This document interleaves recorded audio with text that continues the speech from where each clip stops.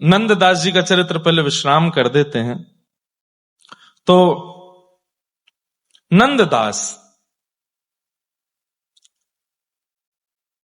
कल हम लोगों ने बड़े प्रेम भाव से सुना कैसे नंददास जी पर कृपा उनके गुरुदेव की हुई।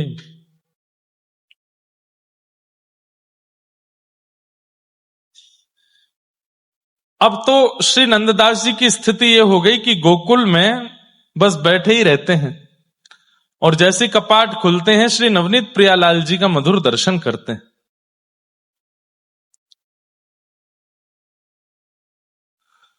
एक दिन सुबह सुबह का समय था, मंगला, और मंगला में गोसाई श्री विठलनाथ जी ने जैसे ही कपाट खोले हैं और कहा, नंददास क्या अनुभव हो रहा है, क्या दिख रहा है? तभी दिखता है कि श्री नंददास जी को प्रत्यक्ष ठाकुर जी का अनुभव हो रहा है। पहले भी प्रत्यक्ष ठाकुर जी तो दिखे थे, लेकिन आज जिस रूप में दिख रहे हैं वो अद्भुत है। तो नवनीत प्रियालाल जी आज भी पलना झूलते हैं। श्रीनाथ जी में नित्य पलना आता है ठाकुर जी का। श्रीनाथ जी तो सहज विराजते, नवनीत प्रियालाल जी पलना में रहते हैं। नंददास जी ने दर्शन किया और पहले तो केवल गोपाल जी दिखे थे, लेकिन आज नंददास जी को यशोमती श्री यशोदा मैया भी दिख रही हैं और यशोदा मैया की गोद में लाला बैठे। अब यशोदा जी कैसे प्रेम कर रही हैं लाला को, ये नंददास जी को दिख रहा है। गुसाई श्री विठलनाथ जी उनके पद में सुन रहे हैं कि इनको दिख क्या रहा है। ऐसी गोद में लेकर के यशोदा मैया हुलुलुलुलु, हाँ मेरो लाला, छोटो सो लाला, ऐसे कर रही हैं और ये नंददास जी को दिख रहा है। यशोदा मैया क्या कर रही हैं? मुख चुंबती देखत सुंदर तन, मुख चुंबती देखत सुंदर तन, आनंद भर भर गावती, आनंद भर भर गा। कभी इस कंधे पर, कभी इस कंधे पर, कभी इस गोद में, कभी इस गोद में लाला को बदल बदल करके सुख दे रही है यशोदा मैया। और मंगला में सबको केवल नवनीत प्रियालाल दिख रहे हैं और श्री नंददास जी को यह दृश्य दिख रहा है। कबहू पलना मेल झुलावत, कबहू पलना मेल झुलावत, कबहू स्तन पान करावती, कबहू स्तन पान करावत। कभी कभी यशोदा मैया पलना झुलाने लगती है। ऐसे झूलते हुए पलना में ठाकुर जी उठ बैठते हैं और पलना के कोने में आकर के मैया के वक्ष का स्पर्श करते हैं, मानो मैया से कहते हैं मुझे दूध पिलाओ। तो नंददास जी देख रहे हैं, झूलते झूलते लाला को ऐसे उठा करके मैया अपना पयोधर पान कराती है और श्री ठाकुर जी प्रेम मुदित होकर के मैया का स्तन पान कर रहे हैं। नंददास जी इस भाव को देख रहे हैं और श्री गोसाई विठलनाथ जी के नेत्र सजल हो रहे हैं। ये वही नंददास है, एक छत्रानी के पीछे बावला हो गया था और आज देखो ठाकुर जी की कैसी मधुर झांकी दिख रही है। बंधुओं, साधन से बहुत कुछ प्राप्त होता है, नियम से बहुत कुछ प्राप्त होता है, व्रत अनुष्ठान से बहुत कुछ प्राप्त होता है, लेकिन कई बार साधन ना भी किए जाएं, व्रत अनुष्ठान नियम ना भी किए जाएं, केवल गुरु आप पर रीझ जाए तो साधन का फल, अनुष्ठान का फल, नियम का फल, व्रत का फल सब गुरु की प्रसन्नता से प्राप्त हो जाता है। वो खुश हो जाए बस आपसे, आपको देख के मुस्कुरा जाए, रीझ जाए गुरु आप पर, सब दे देता है। कुछ नहीं था नंददास जी के पास, लेकिन केवल गोसाई श्री विठलनाथ जी खुश हो गए, इन पर रीझ गए। और अब देखो वो दिख रहा है जो सोचा भी नहीं था, जो विचार भी नहीं आया था। इस प्रकार श्री नंददास जी नित्य दर्शन करते थे ठाकुर जी की मधुर झांकी का। आज गोसाई श्री विठलनाथ जी ने आपसे कहा चलो नंददास। बोले कहां? बोले तुम्हें दर्शन कराने ले चलते हैं गोवर्धन श्रीनाथ जी के। अभी तक गोकुल में थे, तो आप अपने गुरुदेव के साथ श्री गोवर्धन गए। और जैसे ही गोवर्धन पहुंचे, गिरिराज जी में जाकर के आपने मधुर श्री गोवर्धन नाथ जी का दर्शन किया। उसी समय छीत स्वामी जी का एक पद आपके मन में झंकृत होने लगा। कल हम लोग छीत स्वामी जी का चरित्र सुनेंगे। कितने हो गए अभी तक? सूरदास, कृष्णदास, कुंभनदास, नंददास, अब 4 और बचे हैं। तो कल से जिनका चरित्र हम सुनेंगे, श्री छीत स्वामी, छीतू पंडा उनका नाम था। उनका एक पद है बहुत सुंदर। जिस समय आप गोवर्धन पहुंचे थे उस समय गौचारण बेला हो रही थी। वो पद मुझे मिला नहीं है कि इस पद की पूर्ति की है फिर नंददास जी ने। नंददास जी गोवर्धन पहुंचे हैं, सबको तो श्रीनाथ जी दिख रहे हैं, पर नंददास जी को दिख रहे हैं कि ये गैया चरा के आए हैं। गायों की खुर रज इनके मुख पर लगी है, कपोल पर लगी है, नासिका पर लगी है। बंधु, ये कैसे हो सकता है? हम दत्त प्रभु को सब एक ही रूप में देखते हैं, लेकिन कोई एक ऐसा है जिस पर विशेष कृपा होती है, उसको दत्त प्रभु का कुछ अलग अनुभव होता है। कल भी गुरुजी बता रहे थे कि हम, जैसे महाराज जी आप बता रहे थे गिरधर लाल जी बदल गए, जब आए थे तब पतले थे अब मोटे। बोले हमारे दत्त प्रभु भी कभी कभी लगता है इनका पेट खूब भर गया, कभी कभी लगता है ये थोड़े तगड़े हो गए, कभी कभी सुस्त लगते हैं, कभी कभी प्रसन्न लगते हैं। और जो भागवत जी के सन्मुख विराजमान दत्त प्रभु की झांकी है, इनमें भी, इनके तो मैं भी अनुभव करता हूं कथा सुनते सुनते। कभी कभी तो ये ऐसे नेत्र ऐसे हैं इनके, धीमे धीमे खुले हुए। कभी कभी कथा बड़ी रोचक चलती है तो इनके नेत्र खुल जाते हैं, ऐसे बैठ के सुनते हैं पूरी। कभी कभी अनुभव होता है इनमें भी। प्रेम रस जब चित्त में भर जाता है ना बंधुओं, तब ठाकुर जी होते वही हैं पर आपको अलग अनुभव होने लगता है। नंददास जी को क्या दर्शन हो रहा है? गोसाई विठलनाथ जी बोले कैसे लगे? बोले अरे गैया चरा के आए हैं, गौरज में सने हुए हैं ऊपर से नीचे तक, पूरे अंग अंग पे गौरज लगी हुई है। कभी आपके ठाकुर जी आपसे रूठ जाएं, क्या करोगे? अपने घर के पास की सुंदर शुद्ध देशी गैया जहां पर हो ऐसी गौशाला में ले जाओ और लालजी को गैया के बीच में जाके बैठाए तो, और 2-2.5 घंटा वहीं बैठे रहने दो ठाकुर जी को। इतने राजी हो जाएंगे आपसे, इतने खुश। इतने आसानी से रीझने वाला कोई देवता है? घर का बालक रूठ जाए, उसको ले जाके गौशाला में बैठा दो और रूठ जाएगा। गोबर में बैठा दिया, गौमूत्र में बैठा दिया ले जाके। तो हमारे ठाकुर जी कैसे हैं? 56 भोग मत पवाओ, कुछ और मत खवाओ, बस वो गैयाओं को देखने में उनको इतना अच्छा लगता है। गैया रमाती हैं, गैया चारा चरती हैं, गैया गौमूत्र करती हैं, गैया गोबर करती हैं, गैया अपने ऐसे सींग हिलाती हैं, गले की घंटी बजती है। ठाकुर जी को इतना सुख मिलता है उसमें। कभी अगर लगे कि आपके घर के लाला आपसे रूठ गए, गौशाला ले जाओ और गैयान के बीच में बैठा दो, रहो राजी यहीं पे। और ज्यादा प्रसन्न करना हो, ठाकुर जी गोद में लो और उनके हाथ से छुपा के गैयाओं को बढ़िया बढ़िया सब्जी पवाओ, गैयाओं को गुड़ खवाओ, गैयान को खूब आनंद करा दो। ठाकुर जी सबसे राजी हो जाते हैं, इतने खुश हो जाते हैं। बस फिर 1.5 महीना में लेके जाते रहना। उनकी सबसे बढ़िया पिकनिक ही वही है कि गौशाला ले चलो, हमको गैया दिखा लाओ। गौ देखना बहुत प्रिय। नंददास जी ने जब श्रीनाथ जी के दर्शन किए तो गौ चारण का दर्शन हुआ कि अभी गैया चरा के आए हैं। मुखमंडल पर पूरी रज लगी है। एकमात्र अष्ट सखाओं में श्री नंददास जी ऐसे हैं जिन्होंने गोवर्धन और गोकुल दोनों में निवास किया। 1 महीना आप गोकुल में रहते थे, वहां नवनीत प्रियालाल हैं, और 1 महीना आप गोवर्धन में रहते थे। ये 8 सखा नाथ द्वार नहीं आए, जहां पे अभी श्रीनाथ जी विराज रहे हैं। 8 सखा ब्रज में ही रहे। इनके जावे के बाद श्रीनाथ जी उदयपुर के पास आए। तो नंददास जी के पद बड़े सुंदर। अकबर के दरबार में बड़े बड़े गवैया जाते और जाके कुछ ना कुछ गाते थे। एक नंददास जी की नित्य अमृतमयी वाणी सुनने वाली एक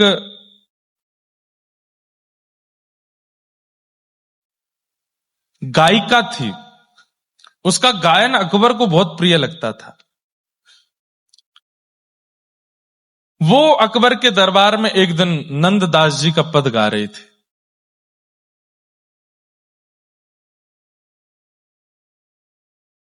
रास का पद है, अंत में सुनाऊंगा।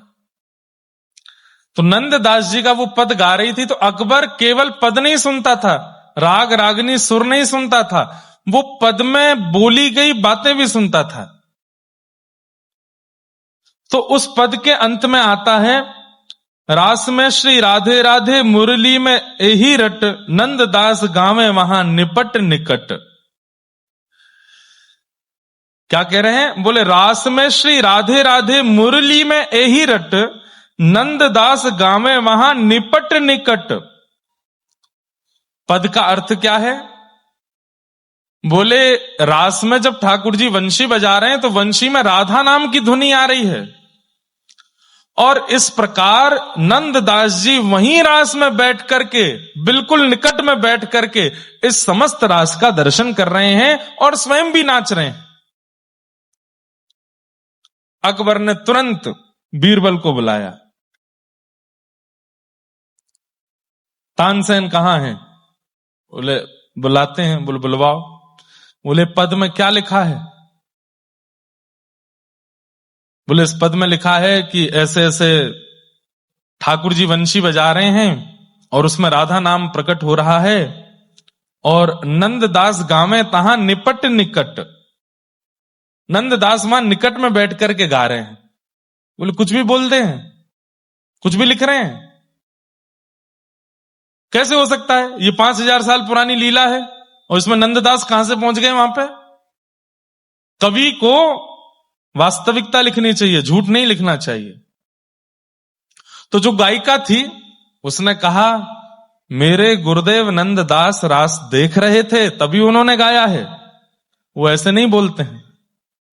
अकबर ने कहा अच्छा, इनको बंदी बनाओ और नंददास जी को दरबार में बुलवाओ।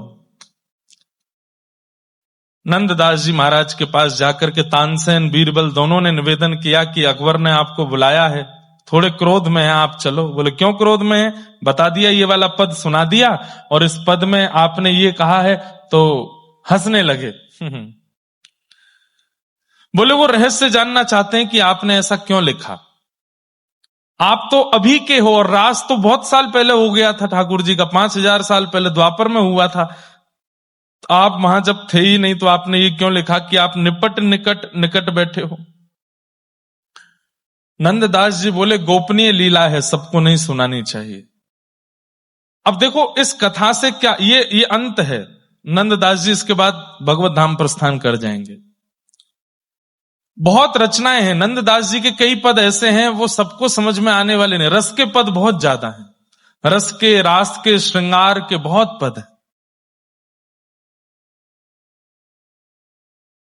नंददास जी की इस कथा से क्या सीखेंगे कि आपको यदि कुछ अनुभव होता है ठाकुर जी की लीला में, किसी को बताओ मत।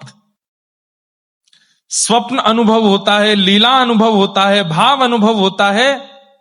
हां, हम व्यास हैं, हमारा तो काम ही यही है कि अनुभव आपको बताना, ताकि आपके चित्त में विश्वास प्रगाढ़ हो, पर आप मत बताना। इसका हम भुगतान करते हैं। एक अनुभव बताने पर 2 महीने तक, 2.5 महीने तक कोई अनुभव नहीं होता।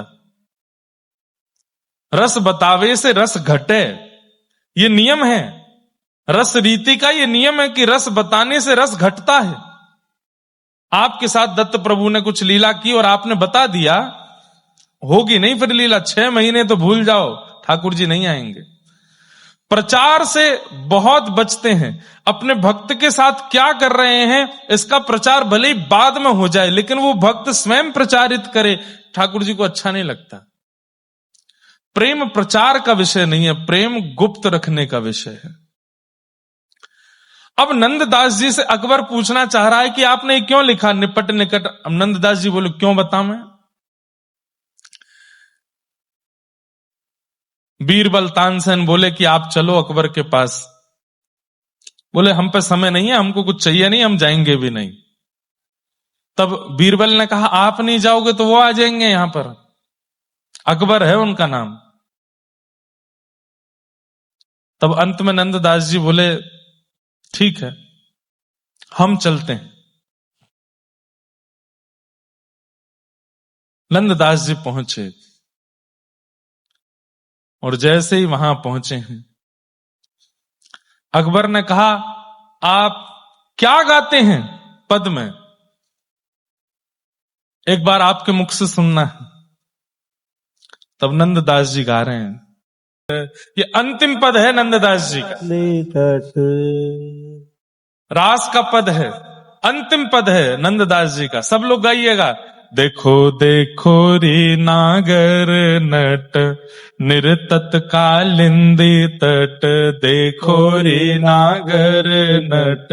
निर्तत कालिंदी तट, हाँ हाँ, गोपिन के मध्य राज मुकुट लकट, हाँ हाँ, गोपिन के मध्य राजे गोप लटक, हाँ, गोपिन के मध्य राज मुकुट की लकट, हाँ, गोपिन के मध्य राज मुकुट लकुट। हो देखो देखो री नागर नट निरतत कालिंदी तट, देखो री नागर नट निरतत कालिंदी तट, देखो देखो री नागर नट निरतत कालिंदी तट, देखो री नागर नट निरतत कालिंदी तट। हाँ, गोपिन के मध्य राज मुकुट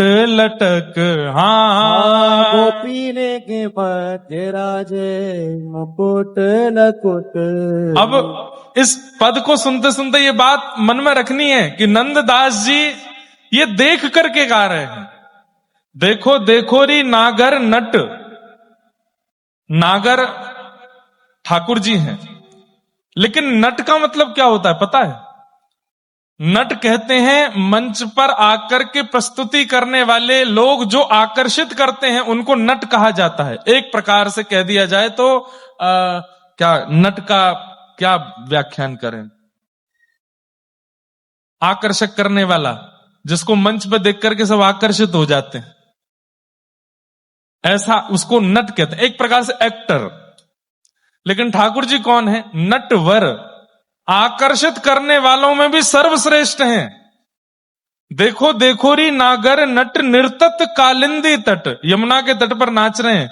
गोपिन के मध्य राजे मुकुट की लटक, मुकुट ऐसे नीचे झुका हुआ है और मध्य मंद ठाकुर जी नृत्य कर रहे हैं गोपियों के मध्य में, और श्री नंददास जी उसका दर्शन कर रहे हैं। और नेत्र बंद करके सुनो, अनुभव करो कैसे नाच रहे हैं ठाकुर जी। एकादशी आज हितरवंश महाप्रभु का प्राकट्य दिवस है, गोदावरी जी आई हैं, इन्हीं के तट पे ही नाच रहे हैं ठाकुर जी।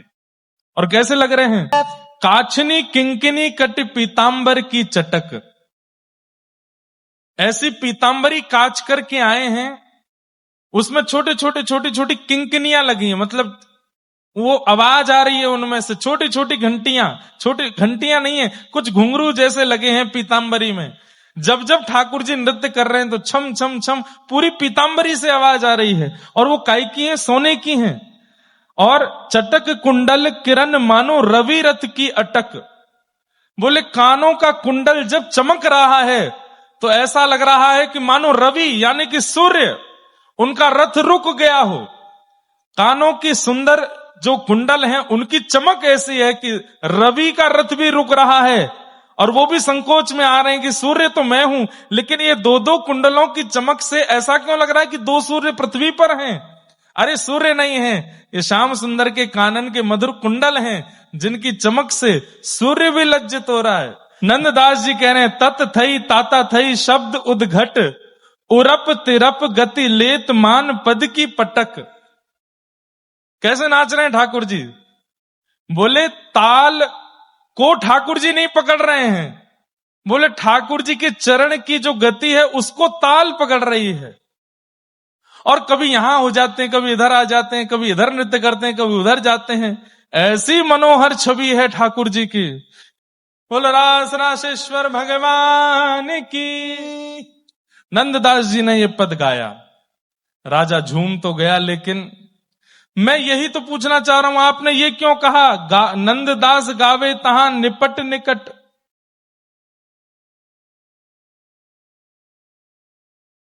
आपने कहा ये सबको बताने वाली बातें नहीं हैं, ये मेरा अंतरंग विषय है।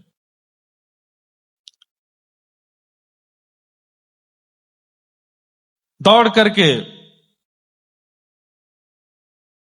अकबर रूप मंजरी नाम की दासी थी नंददास जी की, जो पहले गा रही थी, उसके पास जाकर के बोले, तुम्हारे गुरु नंददास आ गए हैं, वो मुझे बता नहीं रहे, मैं उनसे हट पूर्वक पूछना नहीं चाहता हूं, तुमसे कह रहा हूं, तुम बता दो मुझे, नहीं तो मुझे कोई और तरीका उनके साथ करना पड़ेगा। अगर अपने गुरु के प्रति पूर्ण श्रद्धा रखती हो तो उन पर कोई आंच ना आवे, तुम बता दो ये ऐसा क्यों कह रहे हैं, नंददास गावे तहां निपट निकट।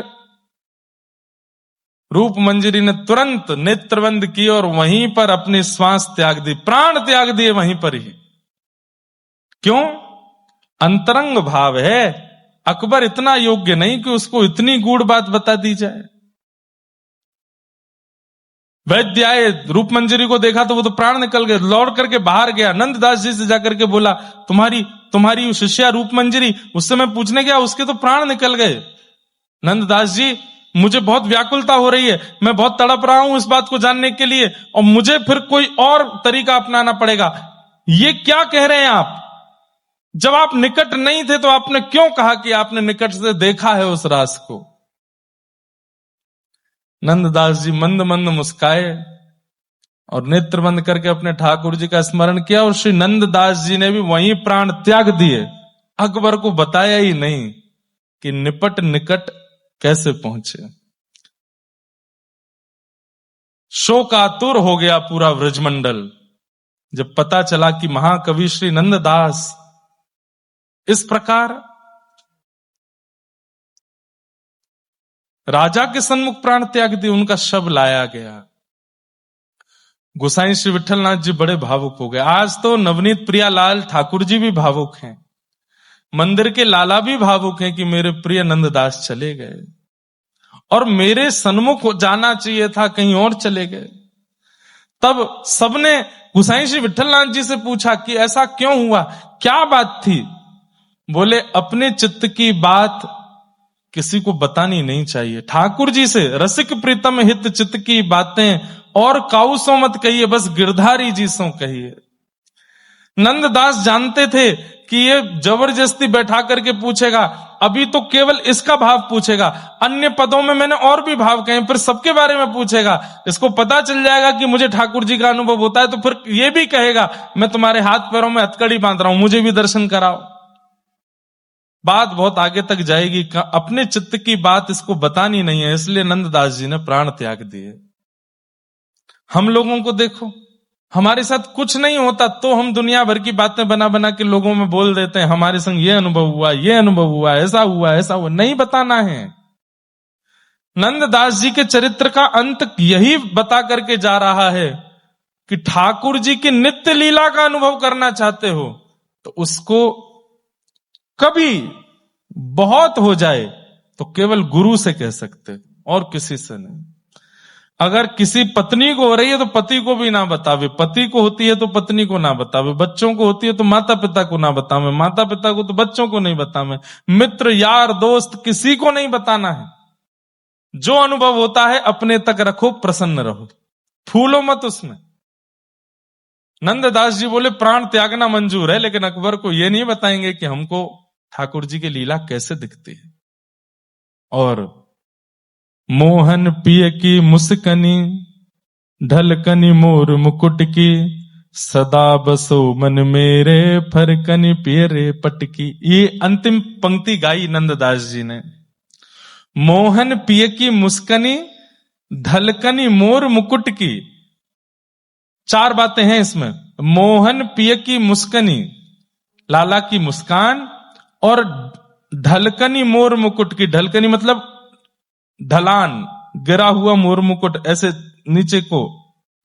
सदा बसो मेरे मन में फिरकनी पियरे पटकी। अभी कैसे बताऊं?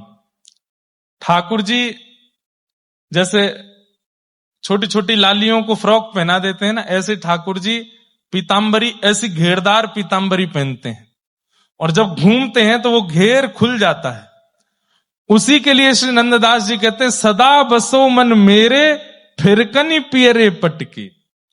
वो पीला जो पीताम्बरी ठाकुर जी फिरकनी वाला पहनते हैं, वो सदा मेरे मन में रहे। और बस यही चिंतन करते करते बिना अकबर को उत्तर दिए अपने ठाकुर जी का स्मरण करते हुए अपने चित्त में उस भाव को गुप्त रख करके श्री नंददास जी भगवत धाम को प्रस्थान कर गए।